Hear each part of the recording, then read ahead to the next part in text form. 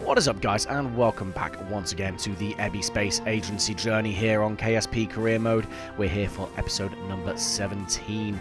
In the middle of the night here at the KSC, we are fresh off the back of designing a shuttle variant of our SSTO that we designed back a couple of episodes ago, and its first mission was to go and remove the camera components of our deep space telescope. Sadly, when we got there, we weren't able to replace it with upgraded equipment because we do not have the Mark III optics components unlocked yet. So we hop into the VAB to set up another Munlander Mark IV mission. You see, we add a couple of extra tanks to the side just to sort of ensure that we are able to make it back in one piece. But those are pretty much the only modifications to the craft we make. We stick the Scuffer Dreams reusable booster on, the workhorse of the fleet at the moment, and we head straight out to the launch pad. Let's go!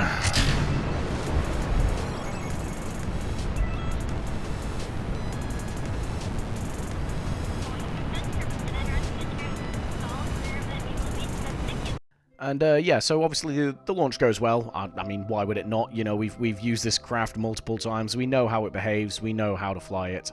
But we do get up into space nice and simple. And we are going to be on our way over to the Mun as we use the booster to give the payload just an extra bit of a helping hand there when we pitch over to deorbit.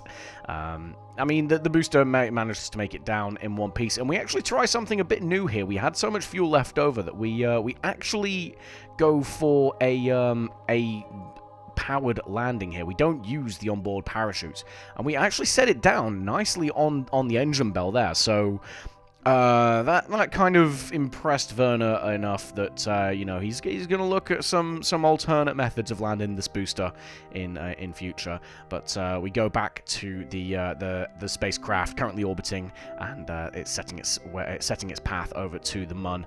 We are going to be hitting up a previously unexplored biome to try and gain some extra science with the whole sort of aim/purpose of just unlocking those increased optics components for the space telescopes. You see there, we're trying to farm as much science as we can on the descent down, and yeah, again, it's fairly straightforward. We aim for the one of the craters. I think there's like 7 or 8 craters or something like that on the moon that each have their own biome. So yeah, this is one of those craters that we set down in. The touchdown, nothing crazy, no sliding like we had last time, and we hop out and start gathering all of the science. We've got Gwenini, Cloudtop, and Tailed as our crew on this mission. Again, I think all of those guys have been to the Mun before, so this is all business as normal for the Kerbinauts on board. Tail climbs into the service bay that houses all the scientific equipment, shimmies her way around the central core that holds the life support and the reaction wheels, as well as the batteries, and gathers up all of that fantastic data that we've gathered on just how grey this crater is, and if it's a different shade of grey to the rest of the surface of the Mun. From there, then, she jumps up and stores away all of the reports that she's written, all the hastily scribbled drawings of different coloured rocks in various shades of grey, and then Cloudtop gets the honour of placing the flag for the biome, which, as you see there, is the far side crater. From there, everyone just jumps back into their seats. We take off, no shenanigans or tomfoolery to speak of. We circularize, and yeah, we then head off. So we quickly jump back to the space center because we do have something to to report, and that is, despite our best efforts, we still ran out of fuel, and I don't really understand how we did, but we did. So we had to kind of very hastily create this pusher probe to give ourselves that sort of helping hand. We used the final we basically used the final bit of fuel that was on board there to get ourselves home. Don't ask me what happened, I have no idea, but yeah, I think maybe my piloting wasn't up to snuff. But we get the girls home, and we get all that data, and now we jump back into the VAB to basically just set up another mission. So we're kind of chaining these up just to harvest as much science as possible. And this time, as you see, we've got the Mint 5, which is a Minmus Lander class. But you see here, we are actually, like I said, we learnt a bit of a lesson from last time, and that is that we can use the engine to help slow ourselves down for landings, right? With this, with the Scuff of Dreams booster. So we are now designing the first rudimentary version of the Mark II, as you see now with legs on the bottom. We had a couple of aerodynamic nose cones just to, you know, reduce the aerodynamic effects, the drag of having those trusses just poking straight out, and from there, yeah, we're pretty much set. It's like I said, I've got positive thoughts on it, and yeah, we'll see how that gets on in a bit. But you see there, we actually take out the rover of the lander this time, and once again fill it with all of those scientific experiments. We realised that we're just littering rovers all over Minmus, but we're going to head now to the launch pad.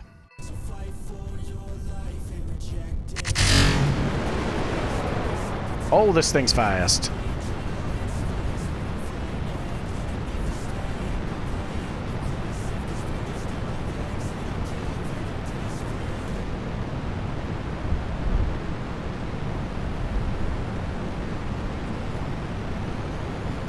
Once again there, another just fairly standard launch. I think I may have caught myself out a little bit with sticking 4 boosters on this, because yeah, it took off with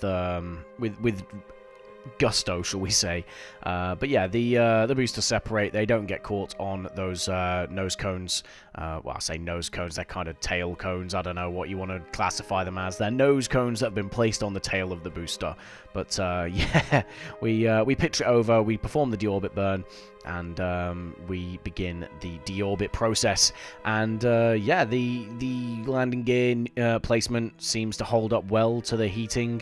We're still able to get braking from those air brakes. We're able to have the shroud at the top now without worrying too much, so that helps us with the what do we call it? The payload placement, shall we say? And yeah, as you see there, we touch down nice and gently on some flat ground and recover the booster. So successful test for the Scuff of Dreams Mark II. The payload then, Bill, Bob, and Jebediah Kerman are now already at Minmus, scanning for more scientific data all the way down. Again, aiming for just another biome that we've not hit already. Again, those flats that you see on Minmus, they each are pretty much, I think they're all each their own biome, and we just find like basically one of the smaller areas of flats that we've not hit before, and we hit the brakes here. So you see very, very tiny flats that we bring ourselves down over. We basically just we have so much Delta V on this. We don't have the same problem that we did on the last mission. You know, we basically just fly over it, bring our horizontal movement to 0, and then just go straight down, and then perform a suicide burn before we touch down. You see, I went a tiny bit of horizontal movement still, so we nearly tipped over. But again, thanks to Minmus's microgravity, that was not really an issue.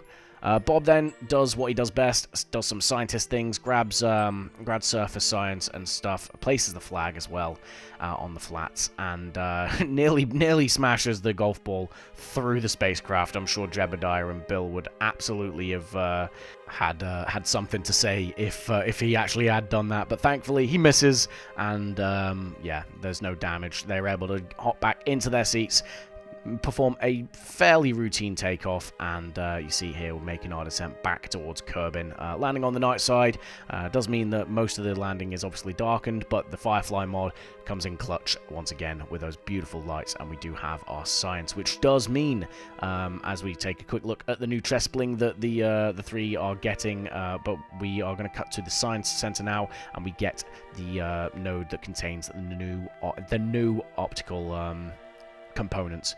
So we're going to load those into the shuttle and perform the same mission from last time, but this time with the right parts.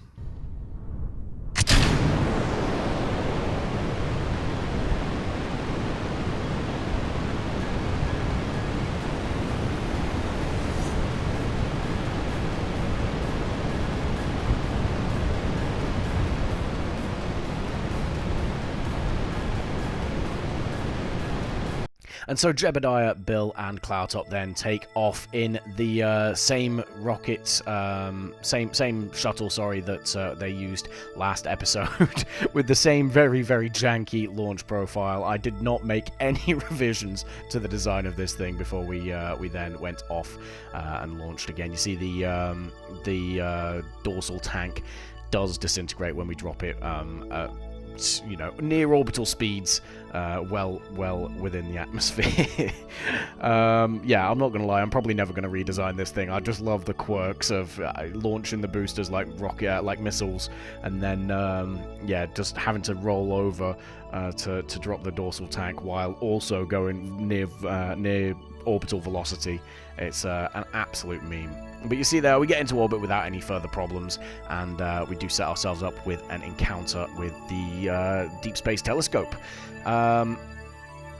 Yeah, the idea here is that obviously we have the correct component parts. We're basically just taking the new optical camera components in to place them within the holder in the service bay there. It allows the telescope to look further into deep space. Obviously, we've had problems looking at like Plock and things like that in the past, and we want to make sure that we can see the furthest reaches of the system, right? You see there, Cloudtop then is jumping out as the mission payload specialist, and yeah, we have the new Mark III camera components there in the inventory. It takes a little bit of sort of wiggling around. Eventually, we have to hop onto the onto the ladder, and yeah, we get that same issue that we had last time where it just rotates around. It does very nearly clip the wing. Thankfully, we use the reaction wheels to stop the rotation in time, but Cloudtop had to get a bit clear of it just in case there was debris that got flung out every which way. Thankfully, no damage to either craft.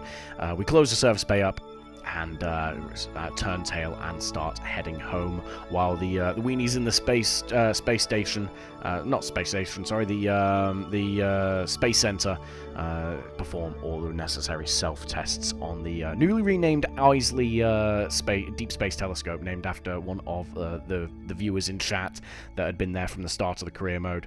Yeah.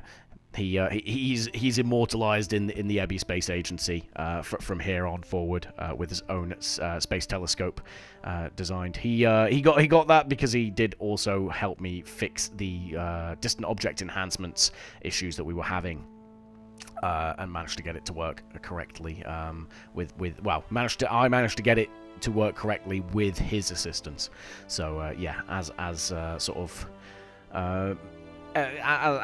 of payment, shall we say, as a reward. Obviously, he then gets named a named part.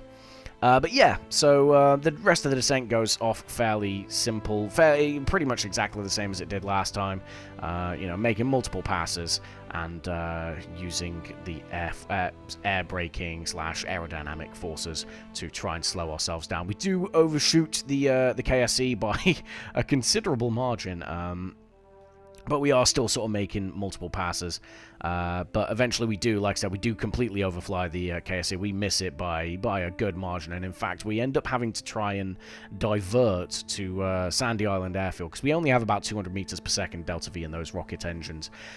So we're forced to try and pick an auxiliary landing site, and as mentioned previously when we went there for the first time, this is actually quite a good backup landing site, because if you do miss by too much to make it back to KSE, then chances are you're probably within gliding range of the airfield. As you see here, we set ourselves up nicely. We do have to sort of glide this in quite quickly due to the design of the wings, but we make it, and yeah, we don't have to ditch in the middle of a field like we did with the last mission. The landing's a little bit tough, a bit of a bounce, but the important thing is that we get on the ground, right? Because we don't have enough fuel to go around or perform any of those maneuvers. We have to commit hard to the landing, which we do, and we do put it down safely. So successful-ish return from high Kerbin orbit, and yeah, we managed to fly another day. We look then back at mission control, and we take a contract to dock 2 vessels in orbit of the Mun, and yeah, we'll get onto that at some point. And there you see we are checking our sort of science reports from various different biomes on Minmus, and we realized that the area that we are actually planning to send our mining base is one that we've not actually investigated all that much in terms of science. So we grab ourselves a new and refurbished Mint 5 lander with another one of those rovers placed in the service bay, and you know, sort it all out in the VAB, with the plan that we are going to send another science gathering mission to Minmus. But this time, as you see here, we are altering the makeup of the rover. We are going to be utilizing it as a scout mission for a potential mining base site. Before we launch, however, we are going to make the same changes we made to the Scuffer Dreams booster. Obviously, we didn't save the last ones because it was just a test flight, but seeing as it went so well, we are going to formalize the redesign as a Mark II variant. So you see us there, just making the same changes before we save it. And with that done, we are going to head over to the launch pad now. Off we go.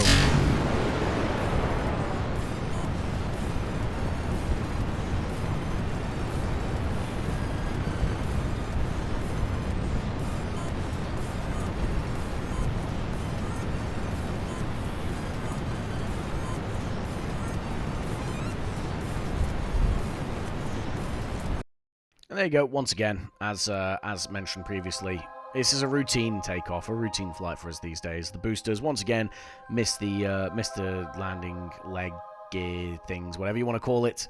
We make our way off into space.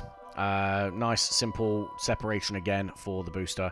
This time we don't hit the the craft that we've just launched, and we separate nice and easy. However, the landing was a little bit broken, so the inaugural flight of the official Mark II booster for the Scuffer Dreams unfortunately marred by disaster. I think we hit the ground a little bit too hard. The springs of the landing gear caused us to start tipping over, and well, you saw what happened as a result.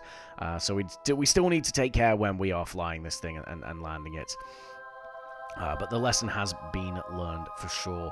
You see here, we're just waiting for the relevant landing site to come into view, and you know, get some sunrise over the Minmus Great Flats. And yeah, we're just setting ourselves up for a landing now. Before we do that, though, we decide we're probably going to need a little bit more science, so we actually make a bit of a pit stop here, guys. We land in the set of flats that are actually just to the west of where we want to be. So we land in, I think it's the Great Flats we're landing in now, and it's the Greater Flats that we're aiming to land in later on down the line. But you see here, we're just using all the science experiments on the rover to gather some more science, and obviously once we do deploy it, when we land where we're supposed to be going, then we will we'll gather up all that information and you know, make sure that it's all stored away nice and safely. We plant a flag just to say, you know, we've been here, and hop back in, ready to make our next hop along on the stop. Thankfully, obviously, again, because Minmus's gravity is so low, we can kind of do this without any sort of real tax on the fuel. So it's not too bad. And yeah, so Teal'c is just having a quick look at all the experiments, actually going against what I said before. And she gathers them all now. She can't wait to get them all in, rather than just wait until we get to the next stop. So fair play, be it for being proactive. But we are in fact going to leave the episode there, guys. I'll leave you on a bit of a cliffhanger for once. The stream that I pulled this footage off of was fairly chunky, so I had to break it down into two episodes. But we will see what happens on the next one. So thank you guys for watching, and I will see you in the next video. Goodbye.